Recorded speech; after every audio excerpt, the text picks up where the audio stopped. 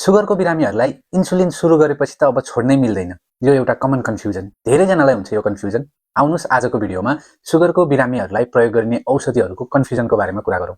पहिलो confusion, insulin सुरु गरेपछि त अब छोड्न मिल्दैन, इन्सुलिन सुरु नगर्न पाए हुन्थ्यो। इन्सुलिन किन इम्पोर्टेन्ट छ?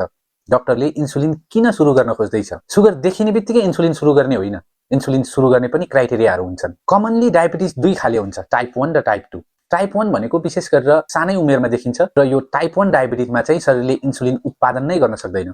यस्तो अवस्थामा भने इन्सुलिन जीवनभर नै चाहिन्छ। तर एडल्ट भइसकेपछि देखिने डायबिटिज चाहिँ मुख्य गरी टाइप 2 डायबिटिज हो, जसमा शरीरले इन्सुलिन त उत्पादन गरिरहेको हुन्छ तर इन्सुलिनले काम गरिरहेको हुँदैन। यो अवस्थामा पनि कहिलेकाहीँ इन्सुलिन सुरु गर्नुपर्ने हुन्छ, तर टाइप 2 डायबिटिज जुन एकदमै कमन छ त्यो अवस्थामा इन्सुलिन चाहिँ टेम्पररी हुन सक्छ। केही समयपछि लाइफस्टाइल म्यानेज गरेर सुगर कन्ट्रोलमा ल्याएर इन्सुलिन छोड्न मिल्छ। त्यसैले यो कुरामा क्लियर हुनु होला। अर्को भनेको डायबिटिजमा कमनली युज गर्ने मेडिसिन मेटफर्मिन। धेरैजनालाई के विश्वास छ भने मेटफर्मिनले त किडनी बिगार्छ। यो पनि गलत बुझाइ हो। मेटफर्मिन सुगर कन्ट्रोल गर्ने एकदमै राम्रो औषधि हो।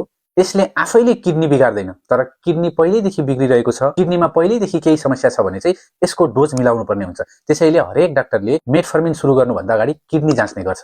यो कुरा पनि क्लियर हुनु होला।